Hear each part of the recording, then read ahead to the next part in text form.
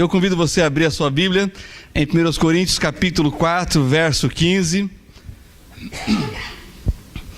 Existem muitos textos nas Sagradas Escrituras que falam sobre ser pai, sobre o que é ser pai, como que o pai deve agir, a relação pai-filhos.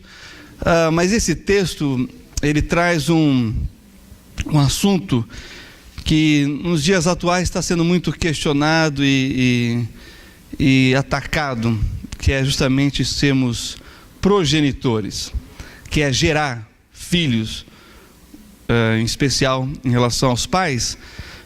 Então esse texto de 1 Coríntios 4,15, o seu contexto é a relação do apóstolo Paulo com os membros da igreja de Coríntios, as pessoas que ele testemunhou, falou de Jesus, ganhou para Cristo, né, através da evangelização, discipulou, e ele diz que essa relação é uma relação, apesar de ser espiritual, é como gerar um filho, como pai, no caso do apóstolo Paulo. Então, eu gostaria de ler esse texto e refletir com você, nesse dia dos pais, sobre pai como, dois pontinhos, e aí nós vamos ver algumas coisas das quais nós devemos ser lembrados, porque, como o pastor Marcos disse, todos os dias são os dias dos pais, mas nem todos os dias nós paramos para reconhecer isso. Então esse é um momento que se faz assim especial, singelo, e tem todo um significado de importância, porque paramos para pensar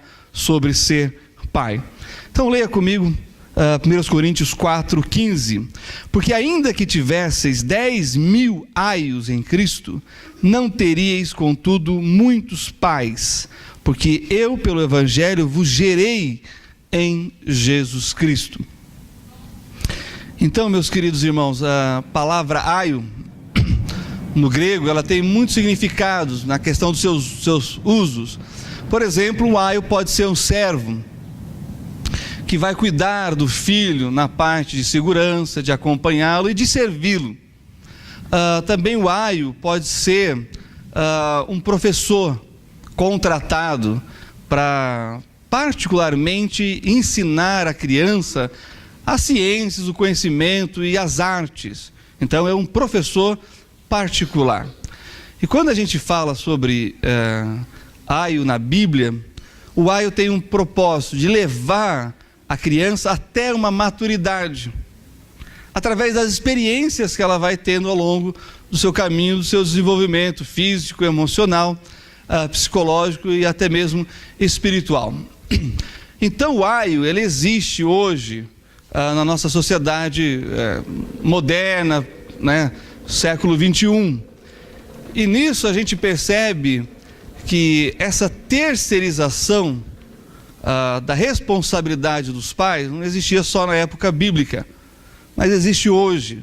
Por exemplo, talvez você como pai, você tenha delegado para a escola a função de criar o seu filho, e a escola não vai criar o seu filho.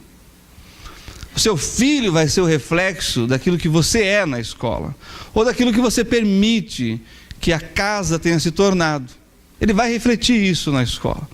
Também nós temos terceirizado a questão até mesmo daquilo que nossos filhos querem ser como profissional, porque a gente identifica algumas qualidades neles e aí a gente já projeta, vai ser engenheiro, vai ser médico, vai ser advogado, vai ser astronauta. E nem sempre é isso que o coraçãozinho deles quer. Às vezes eles querem ser outras coisas. E às vezes eles nem sabem o que eles querem ser. Isso acho que é mais comum, né, na fase da adolescência. Então, além de outras tantas coisas que a gente pode tentar terceirizar, por exemplo, e assim termina essa parte introdutória, a gente leva os nossos filhos até o médico, né? E espera que o médico dê ali a receita de coisas que nós devíamos saber como pai para cuidar dos nossos filhos. O que é bom para eles comerem, o que é bom para eles fazerem como atividade esportiva. Não, a gente quer que o nutricionista fale, né? Que o pediatra diga. Quer dizer, estamos terceirizando isso, que é natural a gente, porque nós crescemos, nós nos desenvolvemos, a gente sabe que dói os ossos, né? Eu já esqueci isso quando a gente está crescendo, que nós passamos por transformações, né? E aí você também tem essa parte da questão da psicologia, né? Desses sentimentos mistos que os nossos filhos experimentam ao longo do seu desenvolvimento. Cada dia o seu filho é impressionante isso, até ele atingir uma certa maturidade emocional, espiritual, ele vai cada dia ser uma pessoa, cada semana muda, assim como muda de roupa, né, cada dia muda também a personalidade, muda as paixões, os desejos, as vontades. Então, nós não podemos esquecer isso e querer, tenho que levar meu filho no terapeuta e no psicólogo e assim por diante, porque essa é a sua função como pai. Existem coisas muito mais sérias que a gente vai ter que precisar de um auxílio de um profissional de alguma área. Mas não é disso que eu estou falando, não é daquilo que foge à nossa capacidade, o nosso conhecimento. Mas até isso os pais estão transferindo. E o aio aqui acaba sendo a sua transferência. Então não faça isso. Não transfira para o Estado, não transfira para todos os outros tipos de profissionais aquilo que é responsabilidade sua. Porque Deus vai cobrar de você a maneira que você está criando, educando o seu filho, tá certo? Muito bem, então como pai, você deve ser o provedor, você deve trazer as coisas para dentro de casa e para os seus filhos, claro, com uma aula de economia doméstica, dizer para ele o que realmente tem valor, se é a etiqueta ou se é a roupa que agasalha, se é a marca ou se é o calçado. Dá para ele realmente valores acerca das coisas e, sobretudo, o valor que as pessoas têm acima das coisas. Você não só vai prover o pão, a vestimenta, a moradia, mas você também vai prover conceitos em que ele vai ter que lidar em relação a essas coisas. Também como pai, nós temos o desafio de ser companheiro, além de provedor, ser companheiro, e é o que está aqui no texto do apóstolo Paulo, quando ele diz: olha, vocês podem ter 10.000 aios, mas vocês têm um pai só, que gerou vocês, sou eu. O apóstolo Paulo falando para os crentes em Coríntios. Então, o companheirismo é algo também que os pais devem ter com os filhos, e é claro, é muito difícil para a gente, pai, isso em qualquer fase da vida, até quando a gente está com netos e bisnetos, saber até onde está o limite da nossa relação. Bem. Então, como companheiro, a gente deve saber quais são os limites dessa caminhada junta, porque às vezes o seu filho quer caminhar sozinho, às vezes ele precisa caminhar sozinho, mas não só saber quando nós devemos reduzir a marcha, mas quando nós devemos intensificar a marcha. Isso é uma questão do time que é muito desafiador na nossa vida, porque nós temos uma velocidade, nós estabilizamos, como eles dizem, uma velocidade de cruzeiro, e estabelece e vai, porque, pela experiência que temos na vida, mas não é a mesma velocidade dos nossos filhos. Então, esse time a gente tem que se esforçar para perceber e entender e poder aplicar, porque ser companheiro não é só estar junto, mas é acompanhar às vezes de longe, e saber o momento que devemos nos aproximar e o momento que devemos recuar. Então, ser pai e companheiro é algo que exige um certo esforço de cada um de nós que somos pais, para sabermos qual é a velocidade do nosso filho, como que ele age em relação às determinadas coisas. E aí é preciso a gente se informar mais. Por exemplo, eu sei que tem pais aqui que nunca olharam o caderno do filho. Isso é um pecado. Eu sei que tem pais aqui que nunca leram um bilhete de professor. Isso é um pecado. Porque se você não acompanha os seus filhos na vida escolar deles, você está perdendo grandes coisas importantes para saber do seu filho, para poder ser um companheiro. Se você nunca levou o seu filho na escola, é uma pena, porque tanta coisa é revelada naquele caminho. Se você nunca buscou, também está perdendo alguma coisa. Eu sei que às vezes a gente não dá o trabalho, a gente paga o transporte escolar para isso. É o mínimo que a gente, né, o que a gente pode fazer, uma vez que os horários não conferem. Mas é uma pena. E se você nunca levou seu filho em algum evento, você também está perdendo muito isso. Porque ser companheiro é isso. É estar pronto para o momento em que ele mais precisa de você. Tem uma coisa que a gente está ouvindo muito ultimamente, que é o seguinte: tempo de qualidade. Você tem que ter um tempo de qualidade na empresa, você tem que ter um tempo de qualidade em casa, na sociedade. Então as pessoas associam isso a fazer uma grande viagem no final do ano, em que você desliga tudo. Isso é importantíssimo, mas o seu filho às vezes não vai poder esperar até as suas férias no final do ano. Ele vai precisar de você agora, já nesse momento. E as coisas, como é que fica? Se ele precisar de você agora, nesse momento, as coisas que esperem, porque as coisas a gente conquista novamente, mas filho, só temos, né, essa oportunidade. Outra coisa, pai como mestre. Eu sei que alguns pais aqui têm filhos que os filhos podem ensinar muita coisa para eles em relação, se tratando de conhecimento de escola. Meu filho, eu podia ajudar ele na questão de matemática até a 4ª, 5ª série. Depois, acabou, não posso mais ajudar nisso, meu filho. Química, misericórdia. Acabou.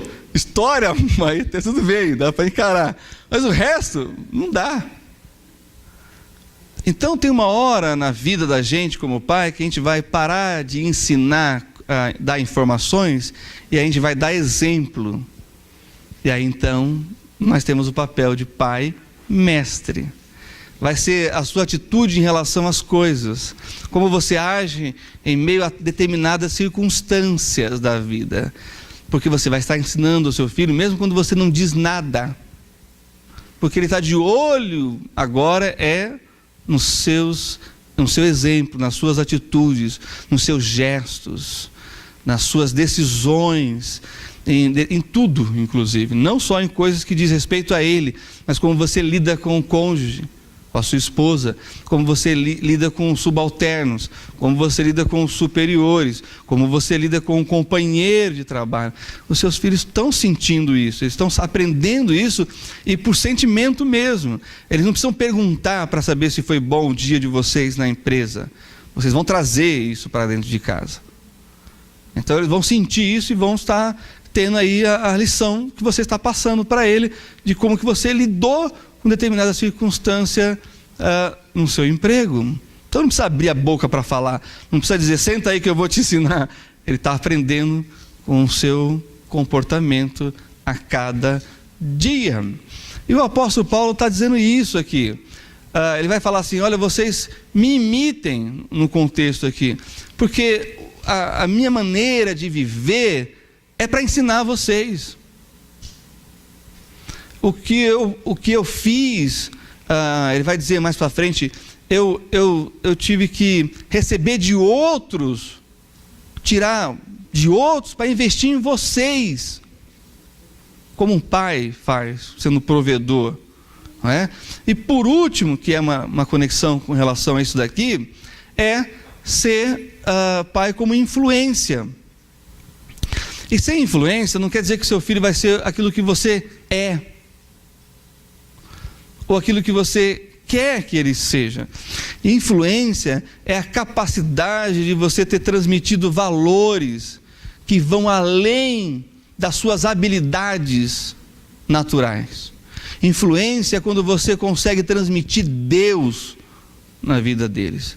É quando eles conseguem ver Deus na sua vida. É dessa influência que eu estou falando. Não desse poder de persuasão que às vezes os pais têm de coagir os filhos, e às vezes sem ter essa intenção. Sem ter essa intenção, nós coagimos os nossos filhos. Não é dessa influência que eu estou falando. O que o apóstolo Paulo vai tratar nesse contexto aqui. É mais de influência acerca de Deus. Por exemplo, meu filho, você já orou sobre o que Deus quer que você seja? Meu filho, você já orou sobre o que Deus quer que você até que ponto Deus quer que você se envolva e se comprometa com coisas da igreja? Meu filho, você já orou, você já buscou a direção de Deus, até quanto Deus quer de você para fazer algo que Ele quer realizar em algum outro lugar do planeta? Então é desse tipo de influência que nós precisamos aprender com o apóstolo Paulo, porque ele pôde influenciar toda uma geração de pessoas, e aí, irmãos, de todas as faixas etárias, mas ele tinha essas pessoas como filhos, porque ele gerou. E aqui é meu último ponto: nós somos pais progenitores. Talvez eu vou contrariar aquilo que a maioria das pessoas estão falando, e que você já até repetiu. Eu quero ser amigo do meu filho. Você falou que seu pai... Quem falou que seu pai é o melhor amigo? Quem falou? Foi a Vitória. Excelente. Mas mais do que seu melhor amigo, ele é seu pai. Ouviram isso? Mais do que o seu melhor amigo, ele é o seu pai. Irmãos, esse é o negócio mais poderoso que existe na face da terra. Presta atenção. Mesmo que você não conheceu o seu pai, mesmo que ele morreu quando você era pequeno, mesmo que seu pai te abandonou, mesmo que ele esteja em qualquer outro lugar do mundo e você não tenha visto ele durante 40, 50, 60 anos da sua vida, tem DNA dele em você.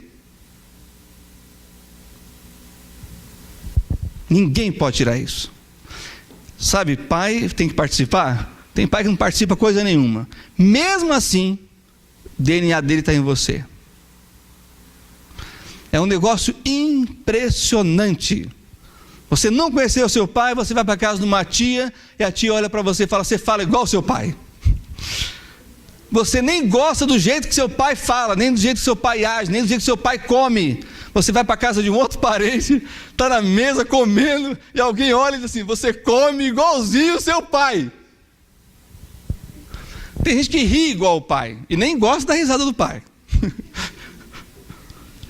Tem gente que soluça igual o pai, e nem gosta de soluço.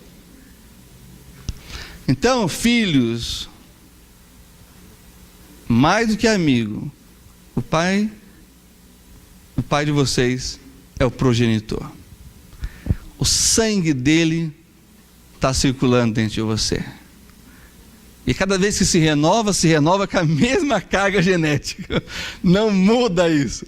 Continua a mesma carga genética. Só por isso nós já devíamos fazer aquilo que está no texto que o pastor Marcos leu: obedecer aos vossos pais. Então saia daqui nessa manhã, apesar do horário avançado, sabendo disso. Mais do que amigo, ele é seu pai.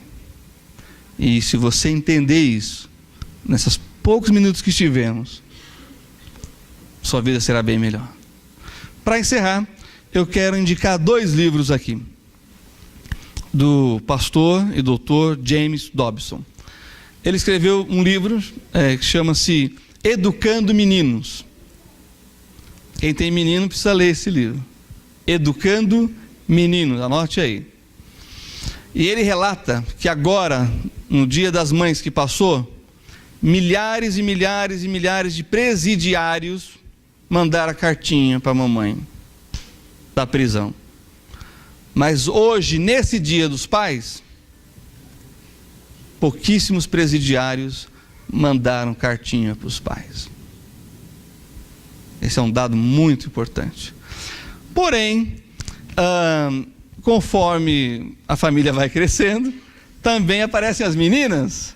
Então o doutor e pastor de igreja de estudo do comportamento, James Dobson, ele escreveu outro livro, Educando Meninas. Então, se você tem dos dois, vai ter que comprar os 2 livros: Educando Menino e Educando Menina. Leia esses livros e você vai se ver chorando, vai se ver rindo, e vai ter alguns puxões de orelha e vai ter alguns aplausos. Mas de uma coisa eu tenho certeza: você será um melhor pai. Feche seus olhos, vamos ter uma palavra de oração. O pastor Marcos vai chegar e vai estar orando por cada um de nós. Vamos orar. Pai, nós temos, e cada pessoa tem ouvido aqui a sua palavra, e ela é pregada certamente com o propósito de nos fazer melhores, primeiramente para o Senhor e depois para o ministério que o Senhor nos tem confiado. E um dos ministérios preciosos que o Senhor nos tem confiado é o ministério de ser pai e também de ser mãe, um ministério que tem por objetivo educar, formar pessoas com caráter, mas sobretudo adoradores do Senhor. Então, Pai, temos diante de nós desafios que vão além das nossas possibilidades, mas nós cremos que o Senhor nos dá o que não temos e aperfeiçoa em nós aquilo que é imperfeito. E dessa forma, nós temos a paz de saber que se o Senhor nos deu o ministério, o Senhor nos capacita a cumpri-lo. E nós cremos que podemos cumpri-lo, e podemos cumpri-lo com excelência. Então, Pai, Senhor, que cada pai aqui esteja aberto, que tenha o seu coração aberto para o Senhor, porque um coração aberto para o Senhor é um coração receptível, ensinável. E se nós queremos aprender com o Senhor como ser bons pais, o Senhor é bom professor, bom capacitador, e temos a certeza, sim, de que podemos fazer e cumprir esse ministério com excelência. Então, dá-nos a humildade ao ponto de aceitarmos e entendermos que o Senhor tem a boa receita para o ministério que tem nos confiado. Ajuda, Senhor, cada pai aqui, cada mãe, cada família, ajuda-nos a cumprir esse ministério em nome de Jesus. Você que é pai, você que mesmo que é mãe, Deus tocou no seu coração, te fez entender que você precisa crescer e pode ser melhor naquilo que Deus lhe tem confiado, e você gostaria que Deus ajudasse você nisso. Levante a sua mão: pastor, ore por mim. Deus tocou no meu coração, me fez entender que eu preciso ser melhor naquele ministério que Deus confiou a mim. Amém. Graças a Deus. Talvez Deus tocou no seu coração, filho, para que você seja um melhor filho, ou que esteja correspondendo com o ensino do seu pai, ou que você precisa honrar o seu pai da forma que o Senhor assim ensina. E se Deus tocou no seu coração, filho, levanta a sua mão e diga: pastor, ore por mim, eu quero ser o melhor filho, quero que Deus me ajude assim, ore por mim. Alguém? Amém. Graças a Deus. Amém. Vamos orar. Pai, abençoa cada pai, cada filho, cada mãe. O Senhor sabe o que está em cada um desses corações, e que eles possam ser, nesse momento, consolados com perdão, mas também renovados com a oportunidade de servir ao Senhor, a sua família, de uma forma melhor. Ajuda o Senhor em nome de Jesus. Amém.